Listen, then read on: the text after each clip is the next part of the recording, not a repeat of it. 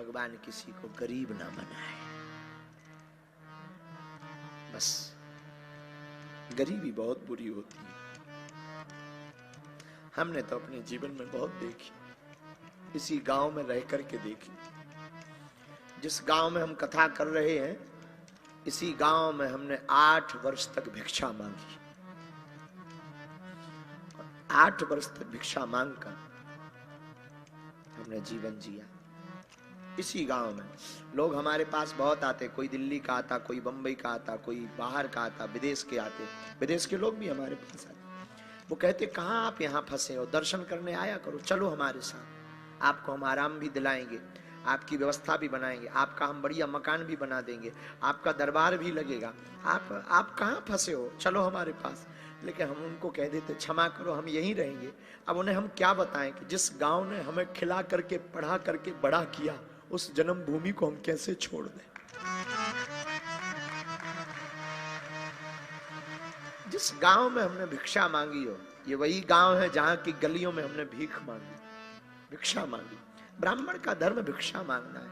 हमारे पिताजी तो कुछ करते नहीं थे। हमने थैला लेते थे, छोटे थे 8 साल के, थैला लिया, माताजी ने थैला दे दिया, पूरे गांव में जाते थे। गांव के लोग अमावस्या पूर्णमासी को आटा देते थे, उसी आटा से घर में जाकर के रोटी बनती थी। कई बार बरसात में वो भी नहीं नसीब होती थी। हमें अपना याद है, हम पढ़ते थे यहीं गांव में, 8वीं तक हमने यहाँ पढ़ाई की।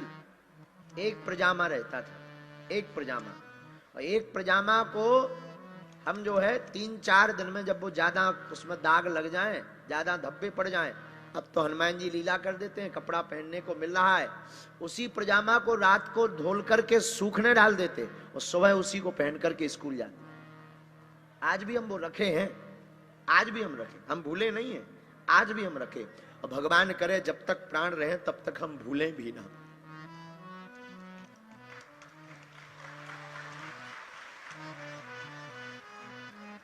लेकिन हमने जितना दुख सहा है, हम नहीं चाहते दुनिया का कोई भाई अपनी बहन के विवाह में दुख सहे। अभी हमको हमारे बच्चे डांट रहे थे कि आप इतना थक रहे, आपका गला बैठ रहा, आप खाना भी नहीं खा रहे, आप सो, सब हो जाएगा। उनको कौन बताए कि तुम तो ठीक हो। जिस बेटी की शादी होनी है, वो 152-53 बेटियां हम पर भरोसा करके आ रही हैं कि बागेश्वर धाम में शादी होनी है। अगर उनके अभावगत में कुछ कमी हो जाएगी तो हम अपने आप को क्या जवाब देंगे। उनकी तो आशा हमसे जुड़ी, उनकी तो आशा हमसे जुड़ी। मेरे माई बाप हमारा कोई प्रदर्शन का विषय नहीं है, हम तो राजनेता नहीं है, तो हमें तो चुनाव भी नहीं लड़ना है कि बेटियों का विवाह करा करके हमें चुनाव लड़ना है, या हमें वोट चाहिए, या दुनिया को दिखाना चाहते हैं। हमारा उद्देश्य सिर्फ भारत में ये है कि भारत में जितने मठ मंदिर हैं, वो भी अगर इन बेटियों के विवाह का संकल्प ले ले तो भारत की आधी गरीबी कम हो जाएगी। ये तय, ये बात शायद दुनिया का कोई व्यक्ति ना बोले। हम बोलते हैं कि हम अपने पैसों से नहीं करा रहे, जो तुम लोग हमें दक्षिणा में देते हो हम उसी से करा रहे। लेकिन हो तो दुनिया में ऐसा कोई जो अपनी कमाई से बेटियों का विवाह करवा दे, हो तो जो अपनी कमाई से, अपनी नौकरी से बेटियों का घर बसा दे। हम सिर्फ ये, हाँ हम अमीर नहीं है, हमारे पिताजी अमीर नहीं रहे, ना हम अमीर है, ना हमारा खानदान अमीर रहा, लेकिन बेटियों का विवाह करा करके हम दुनिया को बताना चाहते हैं कि तुम बहुत अपने लिए जीते हो, एक दिन तुम कभी दूसरों के लिए जीने के लिए सोचो। और हम चाहते हैं इस भारत में एक दिन, आज हम घोषणा करके कहते हैं, आज तो हमारी क्षमता नहीं है, आज तो इतनी सामर्थ्यता नहीं है, जितनी है कम नहीं है, इतना दिया सरकार ने मुझको जितनी मेरी औकात नहीं, इतना दिया, इतनी औकात नहीं। आज तो क्षमता नहीं है, लेकिन व्यासपीठ से हमारा प्रण है, कभी इसी मंडप में हम 1100 बेटियों का घर बसाएंगे। कभी कभी जब भगवान कृपा करें।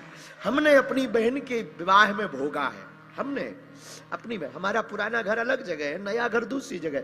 नया घर में जब हम गए थे तो पुराना घर बरसात में गिर गया था, तो माता पिताजी और हम डेरा लेकर के, एक छोटा सा कमरा था समाज सेवा भवन, उसमें डेरा डाला था, बरसात में उसी में रहते थे। उसी में हमारी बहन का विवाह हुआ था। तो हमने भी 1.5 रुपए का एक कार्ड छपवाया था। और पता है कितने छपवाए थे? मात्र 70 कार्ड। मात्र। जब तो हमने तुमसे कहा था कि तुम 700, 500, 700 कार्ड छपाओ, क्योंकि हमने अपनी बहन के में तो 70 ही छपा पाए, लेकिन हमारी जो बेटियां हैं उनके में खूब छपे, खूब छपे।